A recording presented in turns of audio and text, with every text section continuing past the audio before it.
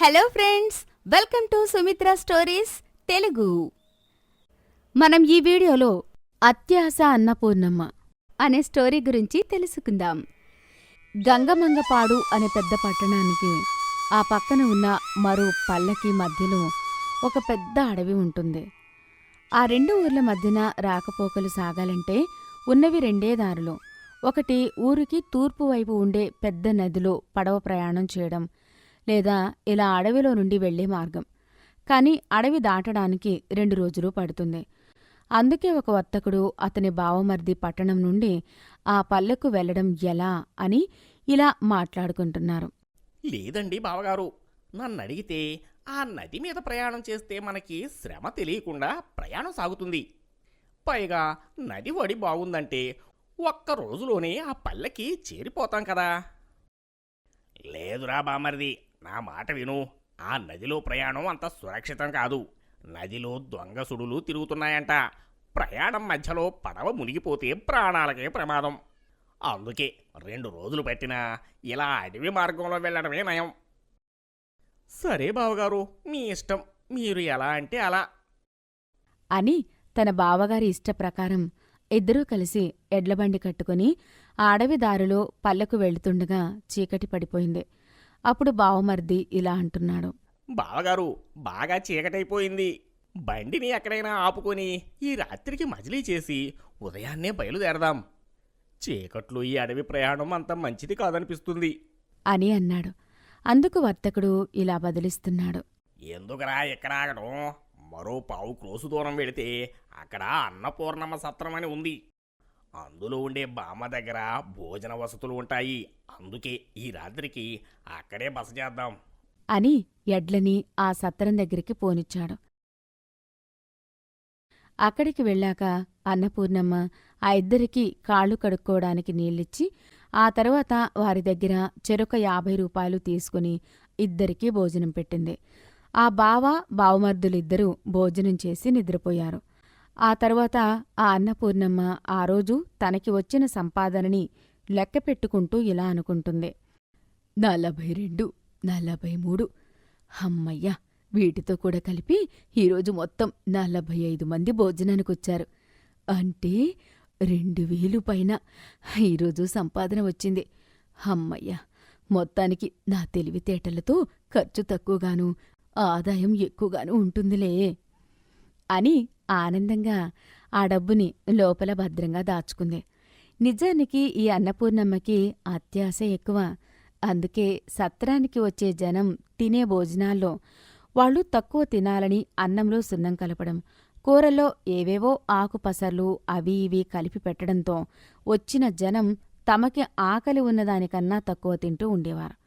ఆ విధంగా ఆకలితో రాత్రిపూట అవసరంతో వచ్చిన వారి దగ్గర ఎక్కువ రుసుము వసూలు చేస్తూ కూడా వాళ్లకి నాణ్యమైన తిండి పెట్టకుండా అత్యాశతో లాభాలు గడించాలని చూసేది ఆ అన్నపూర్ణమ్మ. ఇది ఇలా ఉంటే ఇక పట్నం నుండి పల్లెకు వెళ్లిన ఆ వర్తకుడు వెళ్లిన పని పూర్తవడంతో మళ్లీ అడవిదారులోనే ఇంటికి బయలుదేరారు. ఆ దారిలో బావమరిది బావతో ఇలా అంటున్నాడు. బావగారు, మనం ఈరోజు ఆ సత్రం బామ్మ దగ్గర కాకుండా మరెక్కడైనా ఆగుదామండి. ఎందుకనో ఆమె పెట్టిన భోజనం తిన్న తరువాత నాకు కడుపులో ఏదో ఇబ్బంది అనిపించింది. బహుశా బామ్మ అంత రుసుము తీసుకున్నా కూడా తాజా ఆహారం మనకి పెట్టలేదేమో అని నా అనుమానం. భలే వాడివిరా. పాపం ఆ అన్నపూర్ణమ్మ అంతా అడవిలో ఉంటూ ఏదో దారిన వచ్చిపోయేవారికి సేవ చేస్తూ తన ఇల్లు గడవటానికి ఆ రుసుము తీసుకుంటుంది అంతే. కానీ మనకి చెడు ఆహారం పెట్టే అవసరం ఆమెకేముంది చెప్పు? నువ్వన్నట్టు కడుపులో ఏదైనా తేడా చేసి ఉంటే అది గాలి మార్పు వల్లనో లేక అక్కడ తాగిన నీళ్ల వల్లనో అయి ఉంటుంది. పాపం, అనవసరంగా ఆ ముసలావిడని అనుమానించకు. ఆమె కొడుకు కూడా మన ఊళ్ళోనే ఉద్యోగం చేస్తున్నారు. నేను చాలా కాలం క్రితం అతన్ని కలిశాను. వాళ్ళు నిజంగా చాలా మంచి మనుషులురా. కానీ నువ్వేంట్రా అంటే ప్రతిదీ అనుమానిస్తున్నావు అని తన బావమర్దిని మందలించాడు. ఆ విధంగా అత్యాశ అన్నపూర్ణమ్మ మీద అనుమానం వచ్చి తన బావమర్ది నోరు మూయించాడు ఆ వర్తకుడు. కాని అతనికి మాత్రం ఆ అన్నపూర్ణమ్మ ఏదో తప్పు చేస్తుందనే అనుమానం ఉండడంతో మరో రెండుసార్లు ఆ అడవి మార్గం మీదుగా వెళ్తూ ఆ సత్రంలోనే ఉండి అసలు ఆ అన్నపూర్ణమ్మ ఏం చేస్తుందో అని గమనిస్తే ఒకరోజు బయట గదిలో ఎవరో ఒక వ్యక్తి భోజనం చేస్తుండగా లోపల వంటగదిలో అన్నపూర్ణమ్మ వంట చేస్తుంది. ఈలోపు వర్తకుడి బావమర్ది ఆ వంటగది కిటికీ నుండి లోపలికి చూస్తే అన్నపూర్ణమ్మ ఉడుకుతున్న అన్నంలో ఏదో కలుపుతూ కనిపించింది. అది చూసిన బావమరిది ఇలా అనుకుంటున్నాడు. నేను చెబితే మా బావగారు నమ్మలేదు. ఇప్పుడు చూస్తే ఆ ముసలావిడ అన్నంలో ఏదో కలుపుతుంది. ఎలాగైనా ఈమెకు తన తప్పు తెలిసొచ్చేలా చేయాలి అనుకుని తన బావగారి ఊరు వెళ్ళి అక్కడ ఉంటున్న అన్నపూర్ణమ్మ కొడుకుని కలుసుకుని విషయం చెప్పాడు. అప్పుడతను ఇలా బదులిస్తున్నాడు. మీరేదో పొరపడుతున్నారు. మా అమ్మ పేరులోనే కాదు, ఎదుటివారి ఆకలి తీర్చటంలోనూ అన్నపూర్ణే అండి. లేదు సోదరా, కావాలంటే మీ అమ్మగారు చేస్తున్నది మోసమని, ఆమె అవసరంలో ఉన్నవారిని తన అత్యాశతో దోచుకుంటుందని నేను నీకు నిరూపిస్తాను. నేను చెప్పినట్టు నాటకమాడు, విషయం నీకే అర్థమవుతుంది అని అతని చెవిలో ఏదో చెప్పాడు. ఆ తరువాత బావమరిది అన్నపూర్ణమ్మ కొడుకు ఇద్దరూ సత్రానికి బయలుదేరారు. కాని సత్రం దగ్గర దిగేసరికి కొడుకుకి గాయాలు తగిలినట్టు 2-3 కట్లు ఉన్నాయి. అప్పటికి వేరే ఎవరికో భోజనం వడ్డిస్తుంది అన్నపూర్ణ. గాయాలతో వచ్చిన తన కొడుకుని చూసిన కంగారుపడుతూ చేస్తున్న పనిని వదిలేసి కొడుకు దగ్గరికి వెళ్ళి ఇలా అంటుంది. బాబూ, ఏమైందిరా? ఏంట్రా ఈ గాయాలు? నీకేం కాలేదు కదా? లేదమ్మా, నాకేం కాలేదు. వచ్చేదారిలో దొంగలు నా మీద పడి దాడి చేస్తుంటే ఇదిగో వీరే నన్ను కాపాడి తీసుకొచ్చారు. చాలా సంతోషం బాబూ, మా అబ్బాయిని కాపాడి తీసుకొచ్చారు. అవును, మిమ్మల్ని ఎక్కడో చూసినట్టుంది బాబూ.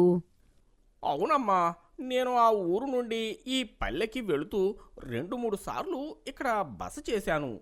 ఆ గుర్తొచ్చింది బాబూ అని అంది. ఇంతలో కొడుకు ఇలా అంటున్నాడు. అమ్మా, బాగా ఆకలిగా ఉంది. ఇక్కడే ఎలాగూ భోజనం వడ్డిస్తున్నావు కదా, మాకు కూడా వడ్డించెయ్యి అనేసరికి తన గుట్టు కొడుకు ముందు బయటపడకూడదని ఇలా అంటుంది. అయ్యో, ఇక్కడెందుకు నాన్నా? పదండి, లోపల కూర్చోండి. క్షణాలలో వేరే వండుతాను, తిందురుగాని. ఏ అమ్మా, వేరే ఎందుకు వండడం? ఇదే పెట్టేయి, ఆకలి దంచేస్తుంది. లేదు బాబూ, ఇది వద్దు, నేను వేరే వండుతాను, కాస్త ఓపిక పట్టు అని అంది. అప్పుడు కొడుకుకి అన్నపూర్ణమ్మ పడుతున్న కంగారు అర్థమై ఇలా అంటున్నాడు. అయితే నేను విన్నది నిజమేనన్నమాట. నువ్వు అత్యాశతో ఇక్కడికి వచ్చే జనాలకి కల్తీ ఆహారం పెడుతున్నావన్నమాట. ఇప్పుడు ఇదే తిండి నేను తింటే నాకు ఏమైనా అవుతుంది కనుక నాకు పెట్టవు, అంతేనా? ఏమ్మా, మిగిలిన వాళ్ళు కూడా నాలాంటి వాళ్లే కదా. మరి వాళ్ళ ఆరోగ్యాలని పాడు చేసే హక్కు నీకెవరిచ్చారు? డబ్బు కోసం మరీ ఇంత తప్పు చేయాలా అని కొడుకు నిలదీసేసరికి అన్నపూర్ణమ్మకి తల కొట్టేసినట్టయింది. అందుకే ఇలా అంటుంది. లేదు నాన్నా, తప్పైపోయింది. ఏదో అత్యాశతో ఇన్నాళ్ళు అలా చేశాను. ఇప్పుడు నాకు బుద్ధొచ్చింది.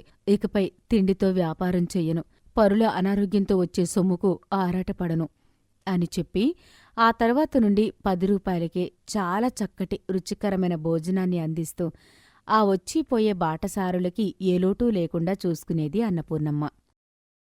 ఈ వీడియోలో మనం మంగమ్మ చేపల వ్యాపారం స్టోరీ గురించి తెలుసుకుందాం. దూదుపాడు అనే ఒక తీర ప్రాంత గ్రామంలో కొత్తయ్య, మంగమ్మ అనే జంట ఉన్నారు. కొత్తయ్య సముద్రంలో చేపల వేటకు వెళ్లి చేపలు తీసుకుని వచ్చి అందరి జాలరుల్లా ఆ చేపలని దళారీకి అమ్మేవాడు. అలా ఎన్నో ఏళ్లుగా కష్టపడుతున్నా వాళ్ళు ఈ రోజుకి ఒక చిన్న గుడిసె కూడా కొనుక్కోలేక ఒక అద్దె గుడిసెలో ఉంటున్నారు. ఒకరోజు మంగమ్మ తన పెనివిటితో ఇలా అంటుంది. ఏమయ్యా, ఇట్టా ఎండనక వాననక గంగమ్మ మీదకెళ్ళి తెచ్చిన సేపలన్నీ ఆ బోకరోడికి అమ్ముతావు. హాడేమో మన కట్టాన్ని సవకగా దొబ్బెత్తున్నాడు. నా మాటిని ఈ పాలు నుండి ఆటకెళ్ళి వచ్చేటప్పుడు కూసిన్ని సేపలు ఇంటికట్రావయ్యా. ఆటిని నేనింటింటికి ఎల్లి అమ్ముకొత్తాను. కనీసం ఆ డబ్బులైనా మనకి మిగులుతాయి గందా. ఏహే ఊరుకోయే, రోజు ఒకటే చెప్పి చెవిలో జోరేగనాగా ఓ నసెట్టేత్తావేటి? ఈ పాలి అట్టాగే సేత్తాలి అని కసురుకున్నాడు. ఈ విధంగా తమ ఆదాయం ఏదో విధంగా పెంచుకోవాలన్న ఉద్దేశంతో మంగమ్మ తన భర్తని ప్రతిరోజూ పోరేది. అలాగే భార్య కోరిన విధంగా ఒకసారి చేపల వేట నుండి వస్తూ దళారీకి సరుకు ఇచ్చి కొన్ని చేపలని తన బుట్టలో అడుగున మిగిల్చుకున్నాడు. అప్పుడు అది చూసిన దళారి ఇలా అంటున్నాడు. ఏంటి కొత్తయ్యా, ఆ చేపలు వేయలేదు? వేసేయి. లేదయ్యా, వీటిని మా ఇంటి దట్టరమ్మంది. తీసుకెళ్ళకపోతే గోల చేసి చంపేత్తది. అందుకే ఇయాలకి వీటిని ఇయ్యనయ్యా. అది కాదయ్యా, వాటిని కూడా వీటితో తూకం వేసేయి. మరో 30 రూపాయలు కల్పిస్తాను. లేదులేండి బాబు, కావిల్తే ఆ 30 రూపాయల్లో తక్కువ చేసే ఇవ్వండి అని కాస్త గట్టిగా చెప్పేసరికి ఇక దళారీకి వేరే దారిలేక తను తీసుకున్న చేపలకే డబ్బులు ఇచ్చేశాడు. అలా ఆ దళారీ ఇచ్చిన డబ్బులు కొత్తయ్య బుట్టలో అడుగున మిగిల్చిన చేపలతో ఇంటికి వెళ్ళాడు. భర్తకి తినడానికి గంజన్నం పెట్టి ఆ చేపలు తీసుకుని బుట్టలో పెట్టుకుని వ్యాపారానికి వెళుతూ మంగమ్మ ఇలా అంటుంది. ఏమయ్యా, రేతిరంతా యాటలో నిద్రోయుండవు కదా, సందేల దాకా పండుకో. నేను ఈ చేపలు అమ్ముకొని మధ్యాహ్నానికొచ్చేత్తాను అని చెప్పి వెళ్ళింది. అలా మంగమ్మ చేపల బుట్టతో వీధి వీధి తిరుగుతూ, సేపలమ్మా సేపలు, ఫ్రెష్ సేపలు అని అమ్ముకుంటుంది. అలా 3 వీధులు తిరిగిందో లేదో బుట్టలో ఉన్న సేపలు అన్నీ అమ్ముడైపోయాయి. అవి అమ్మగా వచ్చిన ఆ 100 రూపాయలతో మధ్యాహ్నానికి ఇంటికి వెళ్ళింది. ఇంట్లో నిద్రపోతున్న భర్తని లేపి ఇలా అంటుంది. ఏమయ్యోయ్, లేవయ్యా, చూడు, నువ్వట్టుకొచ్చిన సేపలు 100 రూపాయలకు అమ్ముడయ్యాయి, చూసావా అని గొప్పగా చెప్పింది. అప్పుడు కొత్తయ్య ఇలా అంటున్నాడు. అమ్మని అమ్మా, నిజమేనే మంగి. ఆ దళారోడి మాట విని ఈ చేపలు ఆడికి ఇచ్చేస్తే మనకి 30 రూపాయలే వచ్చాయి. ఇప్పుడు చూడు 100 రూపాయలొచ్చాయి అని ఆనందపడ్డాడు. ఇక ఆ తర్వాత నుండి వేటకెళ్లిన ప్రతిసారీ దళారీకి అమ్మే చేపలని తగ్గించి ఇంటికి తీసుకెళ్లే చేపలు ఎక్కువ చేయడం మొదలుపెట్టాడు కొత్తయ్య. భర్త తెచ్చే ఆ చేపలని వీధి వీధి తిరుగుతూ మంగమ్మ అమ్ముకొస్తుండడంతో వాళ్లకి దళారీ ఇచ్చే డబ్బుల కన్నా మంగమ్మ ఇంటింటికి తిరిగి అమ్మితే వచ్చే రాబడే ఎక్కువగా ఉంది. అలా రోజులు గడుస్తూ ఉండగా ఒకరోజు తోటి జాలరి వెంకడు కొత్తయ్యతో ఇలా అంటున్నాడు. ఏంటో రోయ్ కొత్తయ్యా, ఈ మధ్యన నువ్వు అన్ని చేపలు ఏటాడినా కొన్ని ఆ దళారోడికి అమ్ముతున్నావు. మిగతాయి ఏం చేస్తావురా? చక్కగా డబ్బులిచ్చే ఓడికి ఇచ్చుకోరా పిచ్చి సన్నాసి అని చెప్పడంతో వెంకడికి ఏమీ బదులు చెప్పకుండా వెళ్ళిపోయాడు. అదే విషయాన్ని ఇంటికెళ్ళి భార్యతో చెప్పాడు. అప్పుడు మంగమ్మ ఇలా బదులిస్తుంది. అనుకోని అయ్యా, మనకైతే ఇట్టాగే బాగా గిట్టుబాటవుతాందే. మనం ఇట్టాగే చేద్దాం. నువ్వు తెచ్చి నాకు సేపలు ఇత్తా ఉండు, నేనాటిని అమ్ముకొత్తాను అని అనడంతో వేటకెళ్ళి వచ్చాక ప్రతిసారీ సగం చేపలు దళారీకి, సగం మంగమ్మ అమ్మకానికి విడగొడుతున్నాడు. అతి కొద్ది రోజుల్లోనే వాళ్ల సంపాదన బాగా పెరిగింది. కాని ఎవరి దిష్టి తగిలిందో ఏమో, ఒకరోజు మంగమ్మ పట్టుకెళ్లిన చేపలు పెద్దగా అమ్ముడు కాలేదు. ఆ చేపలన్నీ ఇంటికి పట్టుకొచ్చేసింది. అప్పుడు భర్తతో ఇలా అంటుంది. ఏంటయ్యా, ఇయాల ఎవరి పాపిష్టి దిష్టి కొట్టిందో ఏమో, సరిగ్గా వ్యాపారమే సాగనేదు. సర్లే, అన్ని రోజులు ఒకేలా ఉంటాయేటే? వారాలు అయ్యి ఉంటాయి గందా.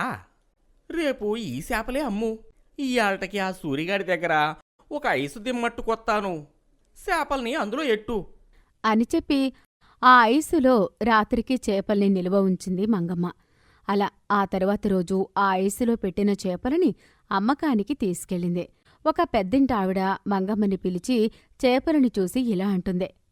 ఏంటమ్మా ఇది, ఇవసలు ఫ్రెష్వేనా, లేదా నిన్నటి చేపలు తెచ్చి అమ్మేస్తున్నావా? లేదమ్మగారు, ఇయాల్టియేనండి, ఫ్రెష్, పాడవకుండా ఐసులో ఎట్టామండి, అంతే. చాలేవమ్మా, చేపల గురించి ఎవరికి చెప్తున్నావు? ఇవి ఫ్రెషో కాదో వీటి మొప్పలు చూస్తే తెలియడం లేదా? సర్లే, నాకు ఇవ్వొద్దు. ఫ్రెష్గా ఉంటే 6-7 కేజీలు తీసుకుందామనుకున్నాను. సర్లే, నిలవైతే నాకెందుకో అని చెప్పడంతో ఉసూరుమని ఆ రోజు అమ్ముడైన కాడికి అమ్ముకుని మళ్ళీ కొన్ని చేపలు తెచ్చి ఐసులో పెట్టింది. అప్పుడు వాళ్ళ పక్కింటి చిట్టెమ్మ వచ్చి దిగులుగా కూర్చున్న మంగమ్మతో ఇలా అంటుంది. ఏటే మంగి అట్ట దిగాలుగా కూకున్నావు, ఏటైందేటి? ఏటవుటి మేటే, ఏ సీడ కన్ను సోకిందో ఏటో, ఒక్కసారి నా సేపల వ్యాపారం తగ్గిపోయినాది. అట్టుకెళ్ళిన సేపలన్నీ తిరిగెట్టుకొచ్చేత్తమే అవుతాందే అని తన బాధని చెప్పుకుంటే అప్పుడు చిట్టమ్మ ఇలా సలహా ఇస్తుంది. ఓసి పిచ్చిదానా, ఇంతోటి దానికి ఓ అలా ఇదైపోతావేటి? జనాలు సేపలుగా కొనకపోతే సేపల కూర చేసి అమ్మో, రోడ్డు పక్కన ఎంతమంది కూరలు అమ్ముకొని బతకట్నేదు. నువ్వదే పని చెయ్యి. అమ్ముడైతే సేపలమ్మో, మిగిలిపోతే పులుసు పెట్టి కూరమ్మో.